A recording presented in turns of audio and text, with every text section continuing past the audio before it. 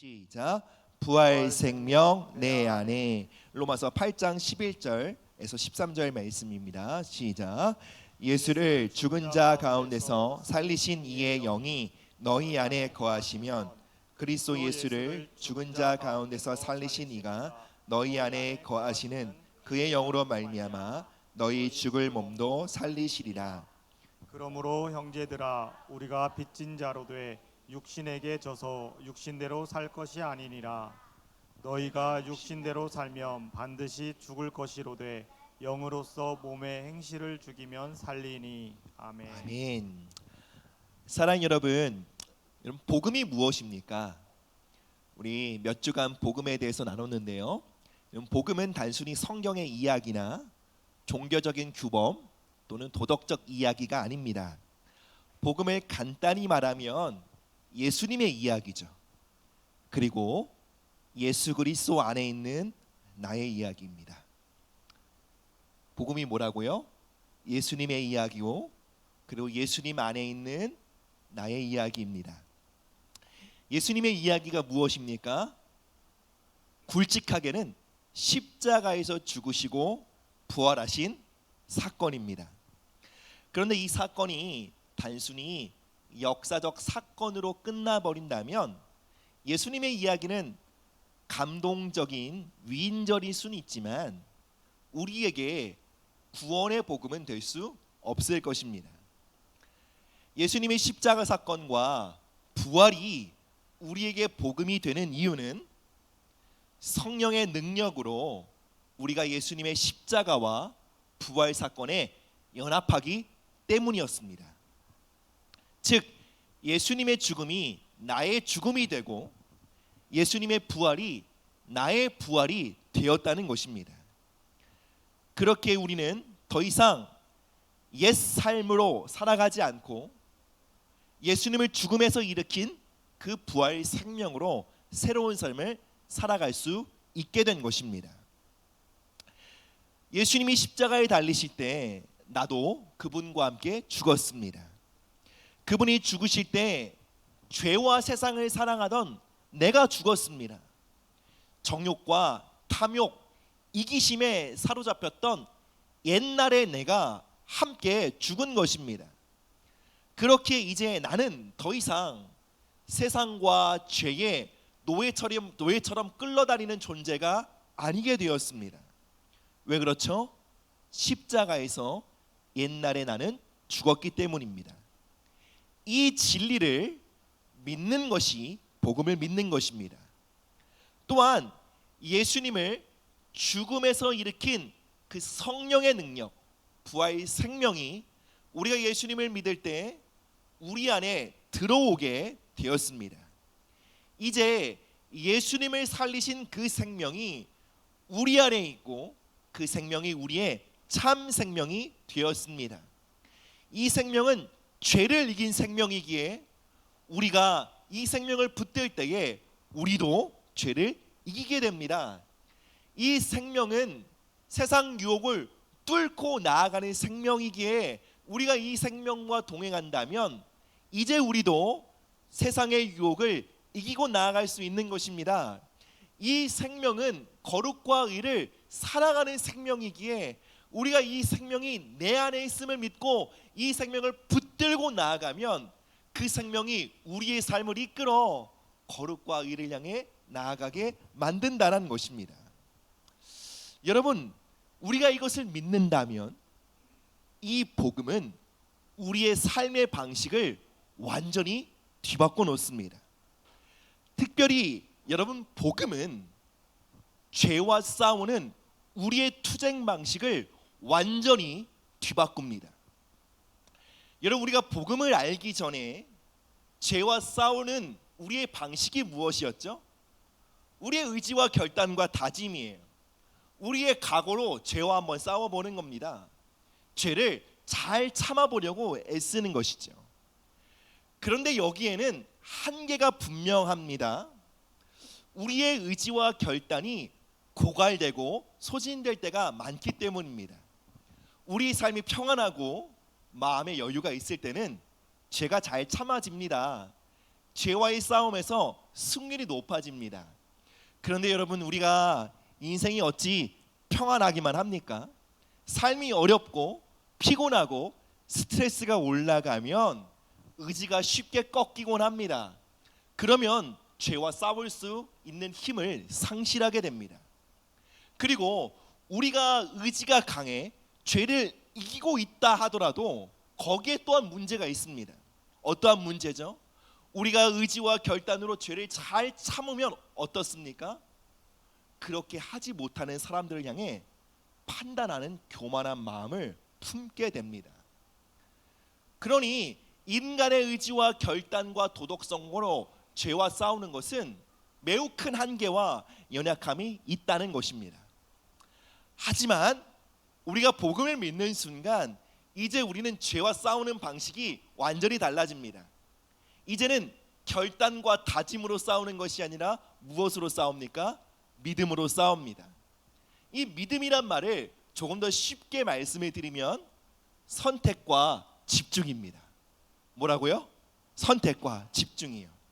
즉 무관심해야 될 대상에겐 관심을 끊고요, 관심을 기울여야 될 대상을 향해 집중하는 것이에요. 이것이 바로 선택과 집중, 믿음으로 살아가는 삶입니다. 복음은 말합니다. 죄와 세상을 사랑하던 옛날에 나는 죽었다라는 것입니다. 그러니 복음을 믿는 우리는 더 이상 죄와 세상을 사랑하는 옛날의 나의 모습을 관심을 둘 필요가 없다라는 것입니다. 죄에 넘어지고 흔들리며 실패하는 내 모습을 보며 난 왜 그럴까? 난 왜 이렇게 부족하지? 벌써 몇 번째 다짐하고 넘어지는 걸까? 난 의지가 너무 약한 것 같아. 난 너무 부족해. 아무래도 나는 안 되는 것 같아. 그런 생각 자체를 끊으라는 거예요. 이 세상 유혹에 흔들리는 나에 대한 관심을 끊으라는 것입니다. 그리고 우리의 모든 관심을 어디에 집중하라고요?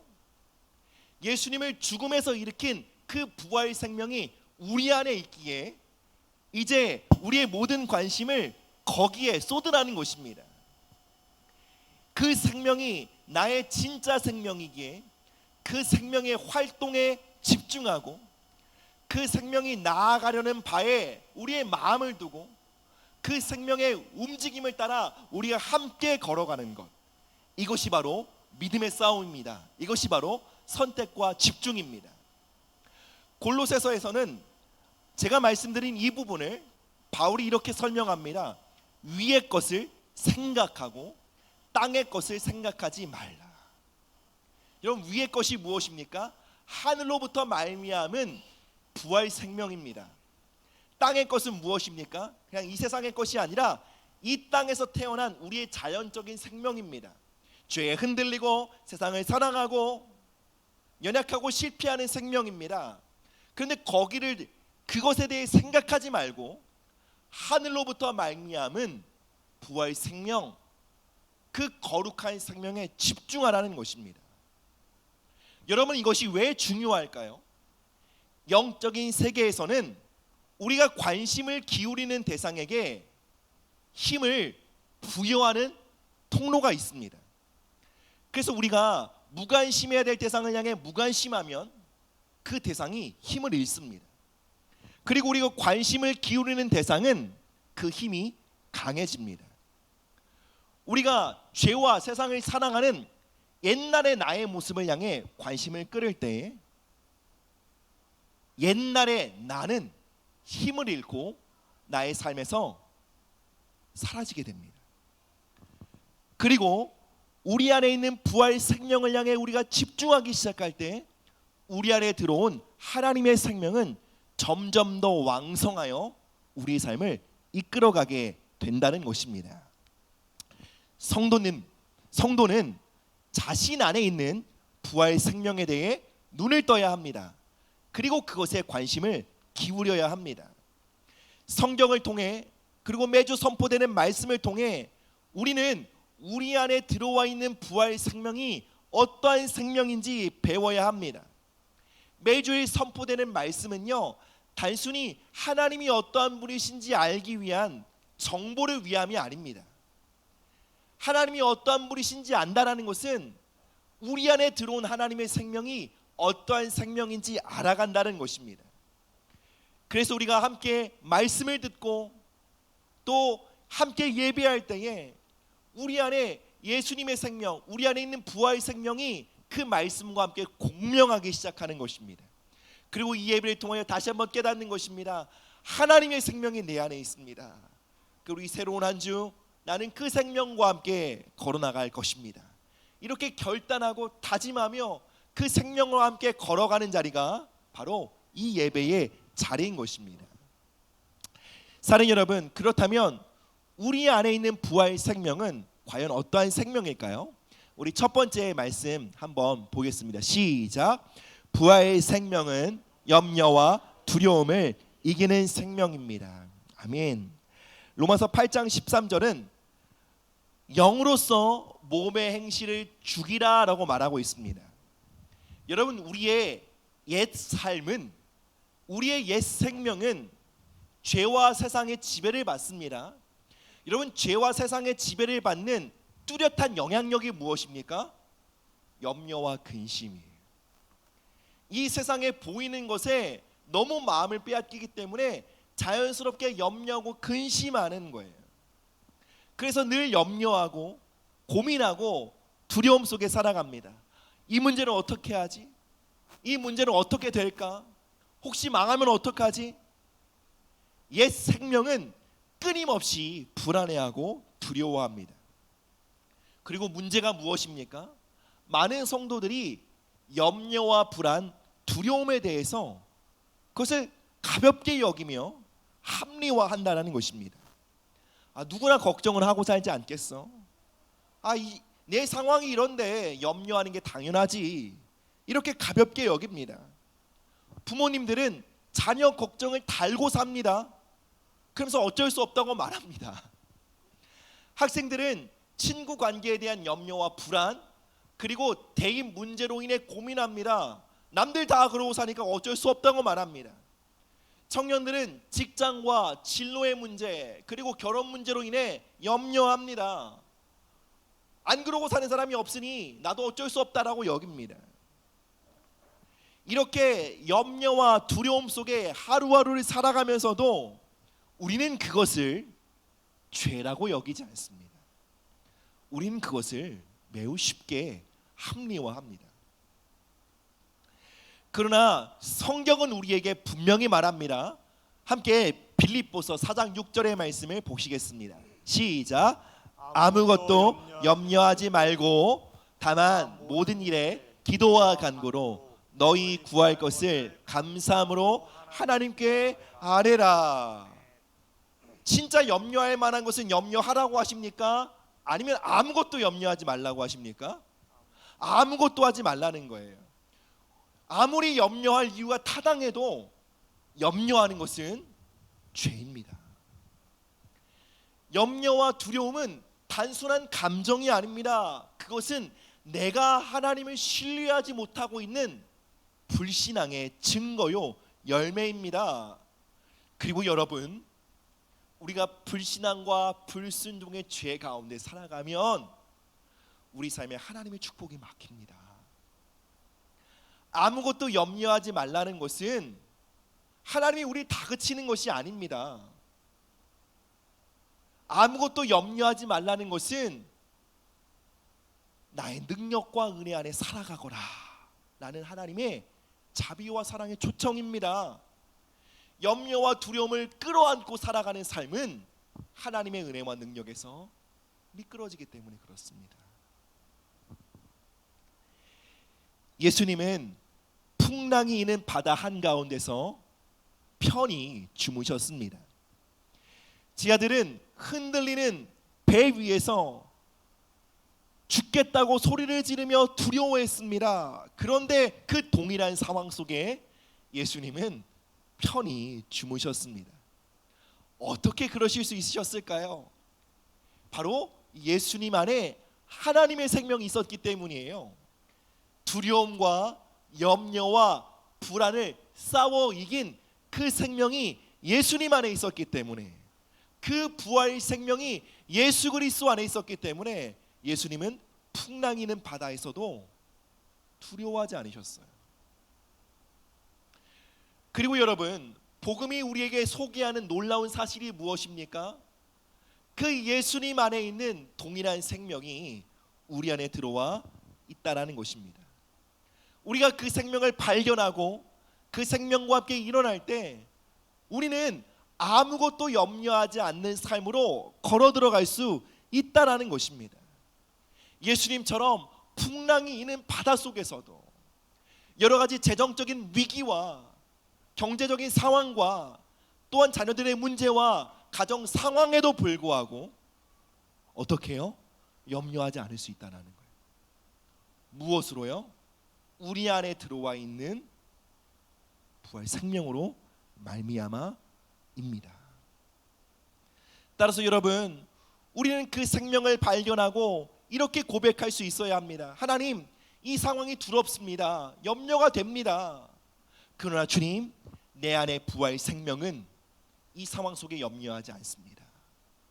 이 시간 나는 부활 생명을 의지하고 일어나 아무것도 염려하지 않고 감사함으로 기도하는 삶을 살기를 결단합니다. 여러분 안에 들어와 있는 부활 생명은 세상 염려와 불안과 두려움을 이긴 생명입니다. 그 생명과 함께 놀라운 평안과 담대함을 누리게 되시기를 주님의 이름으로 축복합니다. 우리 두 번째 말씀 함께 보시겠습니다. 시작. 부활 생명은 원수를 사랑하게 하는 생명입니다. 아멘. 여러분, 예수님은 우리에게 원수를 용서하라라고 말씀하신 것이 아니라 원수를 사랑하라라고 말씀하셨어요. 여러분, 원수를 용서하는 것은 한 번의 사건일 수 있지만요, 원수를 사랑하는 것은요, 상태예요. 지속적인 방향성과 지속적인 경향성이에요. 여러분, 우리가 어떻게 우리를 괴롭히고 우리에게 상처를 입힌 원수를 향해 그를 지속적으로 사랑하는 마음을 가질 수 있을까요? 우리는 그를 향해 어떻게 긍휼과 자비의 마음을 품을 수 있을까요? 우리는 이렇게 말합니다. 나는 못합니다. 한번 내가 겪은 일을 한번 당신도 겪어보십시오. 나는 도저히 그 사람을 사랑할 수 없습니다 라고 말합니다. 충분히 합리적이죠. 이유가 타당하다고 여깁니다. 그러나 여러분, 우리 안에 들어와 있는 부활 생명은 우리가 도저히 사랑할 수 없다고 말하는 그 원수를 사랑하는 생명입니다. 우리가 그 생명이 우리 안에 있기에, 그 생명이 우리 안에 있음을 발견하고 그 생명을 따라 한 발자국 한 발자국 걸어가게 될 때에 우리는 원수를 용서할 수 있고 원수를 사랑할 수 있으며 원수를 축복할 수 있게 되는 것입니다. 그런데 여러분, 원수를 사랑하라 라고 말씀을 드리면요, 대부분의 성도들이 이것은 나와 상관없는 일이라고 여겨요. 왜 그렇습니까? 우리는 흔히 원수라고 하면 절대 용서할 수 없는 아주 지독한 왼수를 떠올립니다. 여러분들 그런 분들이 여러분 관계 안에 있으십니까? 아마 없으신 분들이 많으실 거예요. 그래서 원수를 사랑하라 라는 이 말씀을 나와 상관없는 것으로 여깁니다. 내 삶에 그 정도 왼수들은 없어 라고 여깁니다. 그런데 원수는 꼭 나를 배신하고 나의 것을 약탈해가고 나를 모욕하거나 깊은 상처를 준 절천치 원수만을 뜻하는 것이 아닙니다. 원수는 폭을 넓게 따져보면 나를 소중하게 대우하지 않은 누군가입니다. 즉, 원수는 나를 불편하게 만드는 그 사람이에요. 원수는 나의 시간을 함부로 빼앗은 누군가예요. 원수는 내가 소중히 여기는 것을 가볍게 여기는 사람입니다. 그리고 나를 무가치하게 함부로 대하는 사람이에요. 여러분, 이러한 범주에서 원수를 생각한다면 우리 인생에 만나는 원수들은 적지 않습니다. 어쩌면 매일매일 만나고 있는지도 모르겠고요. 어쩌면 가끔 그 원수가 우리 가정에서도 출몰하기도 합니다. 우리는 그 원수를 직장에서, 학교에서, 가정에서, 심지어 교회 안에서도 만납니다. 그래서 원수를 사랑하라는 말씀은 나와 멀리 있는 말씀이 아닌 것입니다. 그것은 매일 우리 삶에 부딪히는 현실입니다. 그런데 우리가 그런 사람들을 만날 때 우리가 어떠한 선택을 합니까? 가장 쉽게 하는 선택은 그냥 선을 그어버리는 거예요. 나 너 안 볼랜다. 너 나를 함부로 대했어? 그래. 넌 내 인생에 앞으로 아웃이야. 그리고 여러분, 우리는 이것을 세상 쿨함이라고 여깁니다. 여러분, 세상에선 쿨할지 모르지만 성경에서는 그것을 우리가 살아가야 할 참된 모습이라고 말하고 있지 않습니다. 예수님 말씀하십니다. 너를 괴롭히고 너를 짜증나게 하고 너를 불편하게 하고 너를 자꾸 스트레스 주는 그 사람에게 지속적으로 친절해라. 너를 무시하는 그 사람을 향해 너는 존중의 마음을 품어라. 너의 것을 앗아가고 너를 이용하는 그 사람에게 너는 관대하라. 세상 호구가 되라는 말씀인 것 같죠? 근데 이 말씀에는 하나님의 놀라운 약속이 뒤따릅니다. 내가 너에게 공급할게. 네가 이 땅에서 하나님의 자녀로서 사랑하는 삶을 살면 내가 너의 삶을 책임질게. 안 뺏기려고 지키고 보호하는 것보다 나의 공급과 나의 보호 속에 살아가는 삶이 더 낫지 않겠니? 여러분, 예수님의 말씀은 이 세상에서 호구로 살아라는 것이 아닙니다. 이 세상에 다 빼앗기고 빈털터리로 살아가는 것이 아닙니다. 하나님의 자녀로 살아갈 때 하나님의 공급과 하나님의 보호하심 안에 살아가게 됨을 주님은 언제나 약속하심을 우리는 기억해야 합니다. 사랑 여러분, 원수를 사랑하는 생명이 우리 안에 있습니다. 따라서 저는 이 사람을 도저히 사랑할 수 없어요, 이 사람을 도저히 용서할 수 없어요 라고 말하는 것은 이제 우리에게 거짓말이 되었습니다. 왜요? 우리 안에 부활 생명, 예수님의 생명이 있거든요. 그렇다면 이 문제는 이렇게 바뀝니다. 원수를 사랑하느냐 못하느냐 문제가 아니라 내가 그것을 하고 싶은지 안 하고 싶은지의 문제로 바뀝니다. 여러분, 우리가 원수를 사랑하지 않는 것은요, 그놈이 너무 나쁜 놈이기 때문도 아니고 내가 할 수 없기 때문도 아니에요. 이제는 내가 하기 싫기 때문이에요. 내가 원하면 할 수 있는 자원이 우리 안에 들어와 있다라는 것입니다. 짧지만 제 이야기를 좀 나눌게요. 이번 한 주 제 마음에 섭섭이가 들어왔어요. 누군가 계속 그 사람들이 굉장히 섭섭한 거예요. 제 마음이 이렇게 섭섭하고 나는 굉장히 마음을 쏟는 것 같은데 저 사람 굉장히 무관심한 것 같고 나만 손해인 것 같은데 이런 생각이 딱 들어오니까 그래, 나도 선을 그을 거야. 딱 이런 마음이 올라오는 거예요. 근데 이 말씀을 묵상하면서 하나님 제 안에 이렇게 말씀하시는 걸 느꼈어요. 형모야, 내 안에 사랑하는 생명이 있잖아. 상대방이 너를 무관심하고 너를 가치 없게 여기고 너의 에너지와 자원들을 함부로 여기는 것 같아도 너는 그를 사랑할 수 있는 능력을 가진 자라는 것을 기억해라.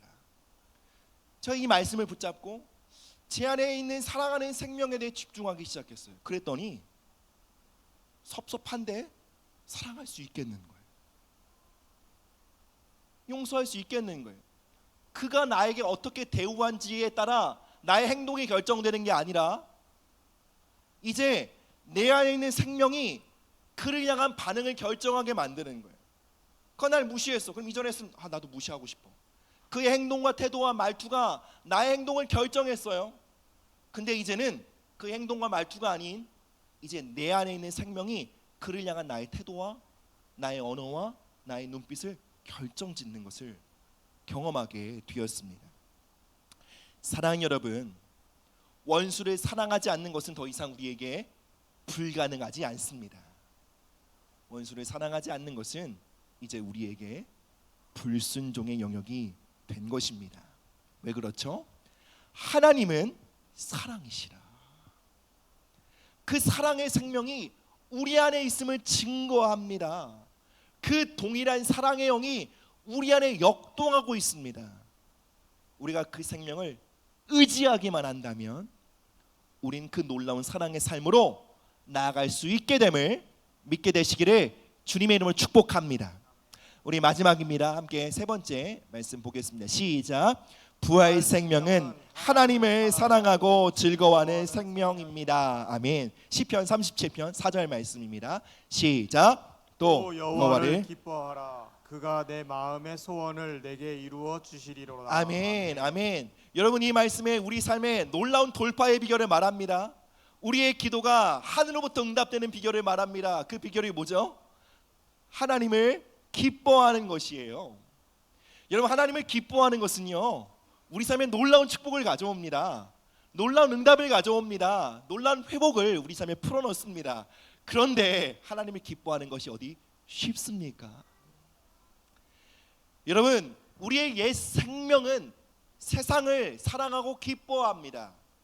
눈에 보이고 만져지고 우리의 배와 우리의 삶을 채울 수 있는 물리적인 것으로 인해 기뻐하고 만족합니다. 그리고 우리의 옛 생명은 보이지 않는 하나님을 기뻐하지 않습니다. 그래서 우리가 옛 생명으로 살아갈 때 예배와 기도가 무겁습니다.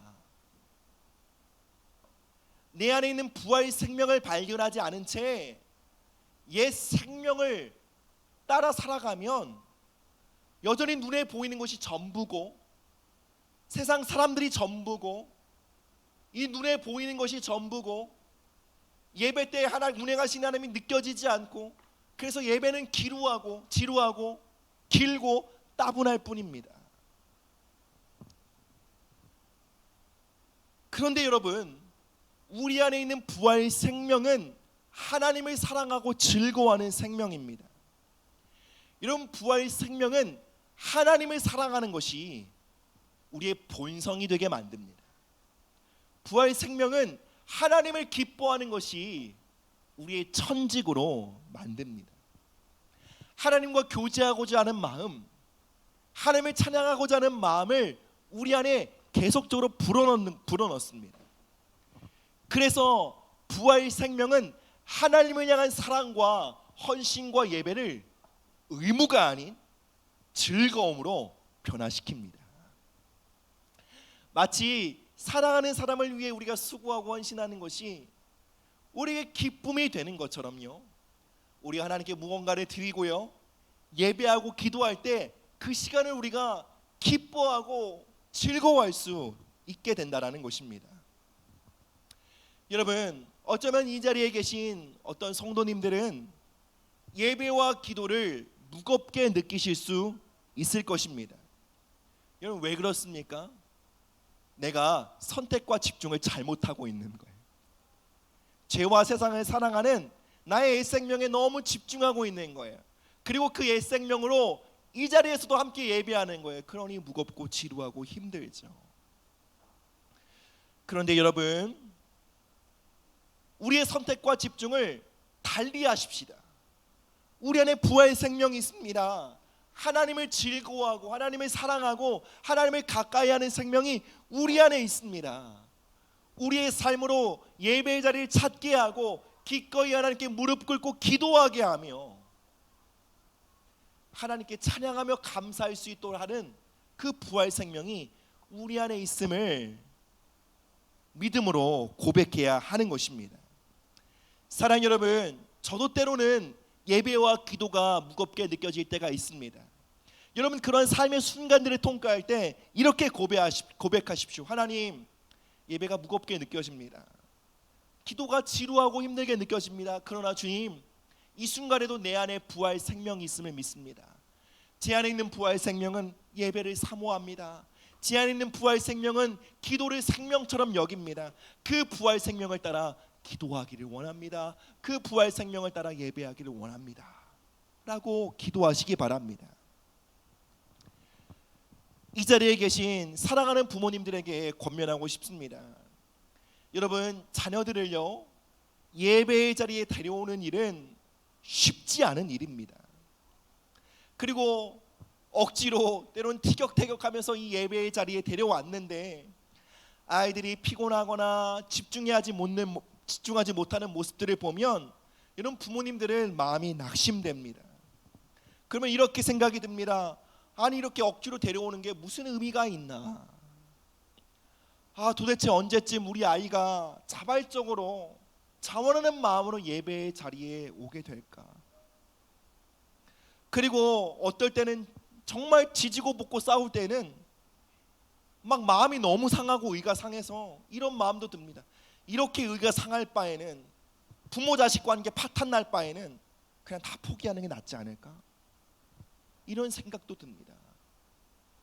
그런데 여러분, 기억하십시오. 예배는 습관이나 태도의 문제가 아니라 바로 생명의 문제입니다.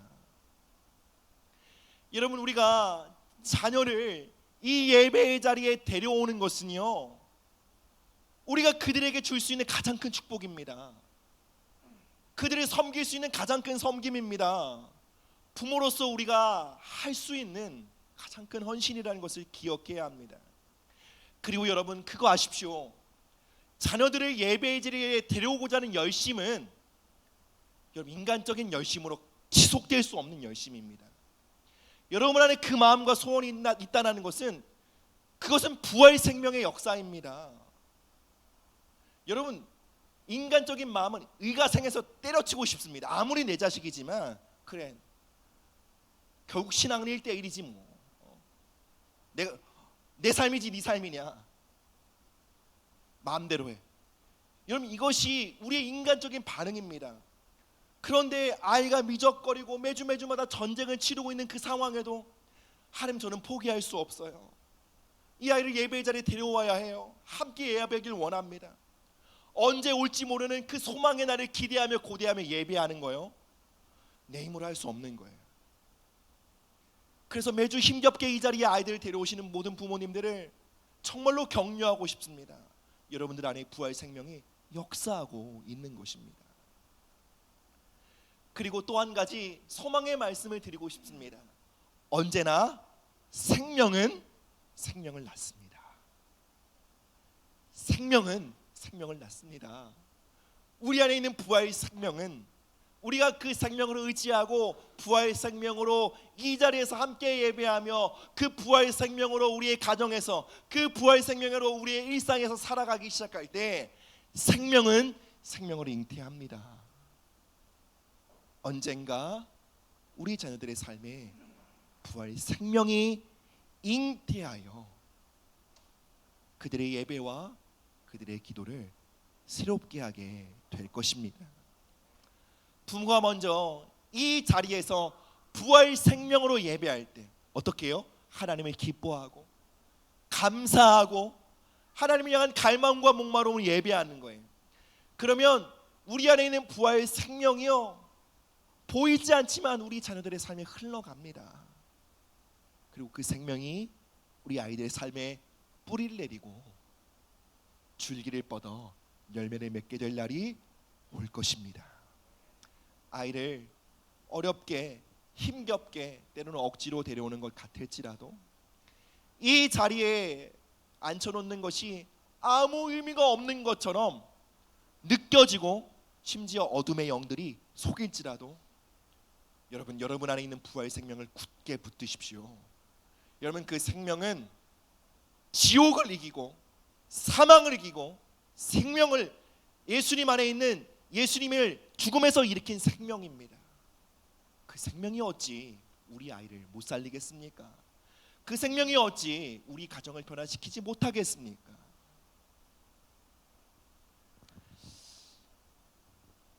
말씀을 맺겠습니다. 저는 오늘 여러분 안에 들어와 있는 부활 생명에 대해 세 가지로 말씀을 드렸습니다. 그 생명은 염려하지 않는 생명입니다. 두려움을 이기는 생명입니다. 그 생명은 왼수를 사랑하는 생명입니다. 그 생명은 하나님을 사랑하고 기뻐하는 생명입니다. 그리고 이 부활 생명이 작동하는 원리는 마치 자동차의 파워 핸들과도 같습니다. 이런 파워 핸들이 무엇인지 아시나요? 운전하시는 분들 아시겠지만 여러분 핸들이 이게 시동을 넣고 돌리면 쑥 돌아갑니다. 왜 그렇죠? 파워 핸들이 작동하기 때문에 그래요. 파워 핸들은 핸들을 돌리고자 하는 방향으로 힘을 넣어주는 거예요. 그래서 오른쪽으로 돌리면 힘이 약한 사람들도 슉쑥 돌아가요. 근데 이 파워 핸들이 망가지면 이 팔 힘으로 자동차 바퀴와 바닥의 마찰력을 이겨야 되기 때문에 굉장히 힘들죠. 근데 이 부활 생명이 역사하는 방식이 바로 이 파워 핸들과도 같습니다. 핸들을 잡고 방향을 돌리는 것은 우리의 선택입니다. 그런데 방향을 돌리기로 결정하면 부활 생명이 힘을 넣어 작동하기 시작합니다. 즉 내가 거룩을 선택하고 거룩을 향해 움직이려고 하면 내 안에 있는 부활 생명이 나를 거룩으로 밀어넣습니다. 내가 용서와 사랑의 삶을 살아가려고 내가 핸들을 틀면 부활 생명의 파워 핸들이 그쪽으로 힘을 불어넣어 나아갈 수 있게 만드는 것입니다. 내가 예배의 자리를 선택하며 기도와 말씀을 선택하려고 할 때 우리 안에 있는 부활 생명이 그 자리를 사모하며 나아갈 수 있도록 돕게 되는 것입니다. 여기서 중요한 것이 있습니다. 방향과 핸들을 붙잡는 것은 내가 해야 한다는 거예요. 하나님의 생명이 내 안에 있어도요, 내가 아무것도 하지 않으려면 아무것도 하지 않고 있으면 그 생명은 우리의 삶에 역사하지 않는 것입니다. 내가 하려고 해야 합니다. 그러면 여러분 안에 있는 생명이 역사합니다. 사랑하는 여러분, 우린 예수님과 함께 십자가에 죽었고 예수님의 부활에 참여하게 되었습니다. 이제 우리는 부활 생명으로 살아가야 합니다. 그 생명으로 염려하지 않는 하루하루를 살아가야 합니다.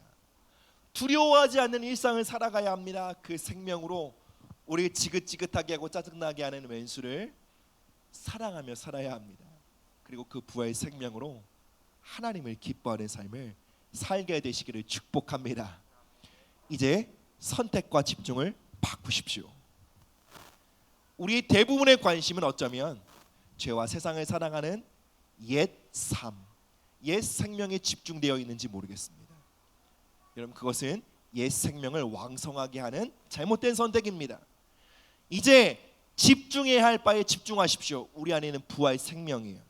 우리가 그것에 관심을 쏟고 집중하며 그것을 우리 안에 있으면서 고백하며 선포할 때 그 생명은 왕성하여 그 생명이 우리를 승리로, 그 생명이 우리를 회복으로, 그 생명이 우리를 변화된 삶으로 이끄실 줄 믿습니다. 함께 자리에 일어나셔서 우리 찬양으로 고백하며 나아가도록 하겠습니다.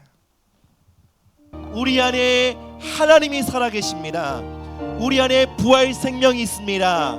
이 시간 기도하실 때 하나님, 우리 안에 있는 부활 생명에 집중할 수 있는 믿음을 부어주십시오.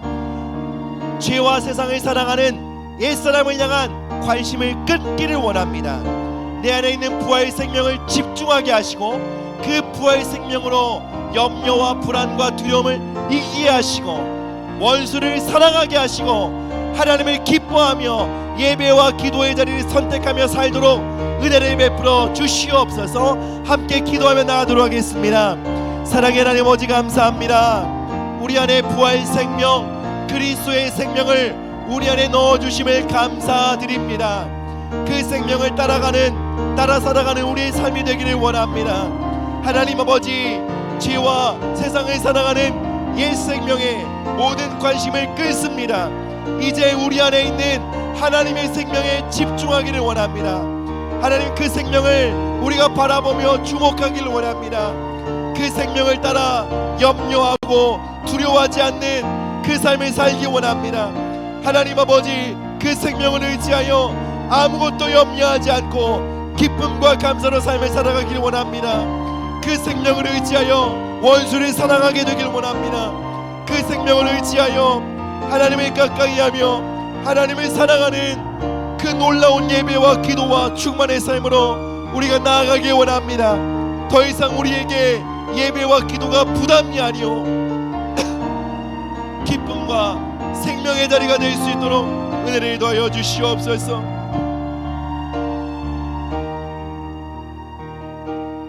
예, 주님 감사합니다.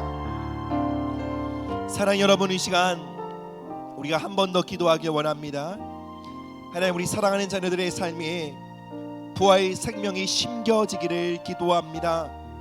하나님, 우리 사랑하는 자녀들의 삶에 부활의 생명이 심겨지고 왕성하여 그들이 하나님을 찾게 하시고 그들이 하나님께 예배하게 하시고 하나님을 즐거워하는 그 거룩한 삶을 살아갈 수 있도록 하나님, 우리 자녀들의 삶에 부활의 생명을 주입하여 주시옵소서. 이 땅 가운데 하나님의 부활의 생명을 나타내는 부활의 증인으로 우리의 자녀들이 살게 하여 주시옵소서. 우리 한 번 더 우리의 자녀들과 우리 다음 세대들을 위하여 기도하며 나가도록 하겠습니다. 예수님, 이 시간 우리의 자녀들을 위해 기도하며 나아갑니다. 하나님, 우리의 자녀들의 삶에 부활의 생명이 임하기를 기도합니다. 그들에게 부활의 생명의 역사가 왕성해지기를 기도합니다. 하나님, 그 부활의 생명으로 하나님, 우리 자녀들이 하나님을 찾고 구하며 예배하며 하나님을 기뻐하는 삶을 살게 되기를 주여 간절히 원합니다. 하나님이 교회를 통하여 예배를 통하여 우리 주님, 우리 모든 부모님들을 통하여 하나님의 부활의 생명이 우리 자녀들을 통해 자녀들에게 흘러가길 기도합니다. 이 시간 우리가 함께 기도하며 간구할 때에 하나님의 부활의 생명이 우리 자녀들의 삶에 심겨지기를 기도합니다. 주님, 흘러가시옵소서. 역사하시옵소서. 우리 자녀들을 예배자로 일으키시옵소서. 이 세상 가운데 부활 생명으로 가지고 살아가는 부활 생명의 증인으로 살아가도록 하나님 은혜를 더하여 주시옵소서. 주님 감사합니다. 주님 감사합니다. 주님 감사합니다. 하나님, 예수님의 십자가의 죽음이 나의 죽음이 되었고 예수님의 부활이 곧 나의 부활이 되었습니다. 주님, 이 복음을 믿습니다. 예수님의 죽음과 사망에서 일으킨 그 부활 생명이, 그 동일한 생명이 우리 안에 있음을 믿습니다. 그 생명을 의지하여 하나님, 이 한 주간에도 다양한 삶의 문제들과 어려움들이 있겠지만 그 상황 속에서도 염려하지 않고 살기를 원합니다.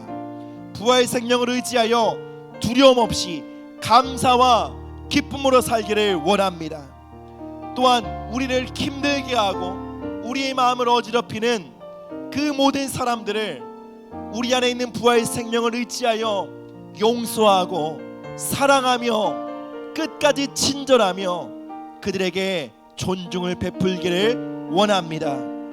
무엇보다 주님, 우리 안에 있는 부활 생명을 의지하여 우리가 예배의 자리를 기뻐하며 기도의 자리를 누리며 하나님을 찾고 하나님을 갈망하며 하나님을 즐거워하는 삶을 살게 되기를 원합니다. 주님, 이 부활 생명이 우리 모든 성도들의 삶에, 그들의 가정에, 직장과 모든 일상에, 이 교회에 충만하게 부어지기를 기도합니다. 감사드리며 이 모든 말씀 예수 그리스도의 이름으로 기도드립니다. 아멘.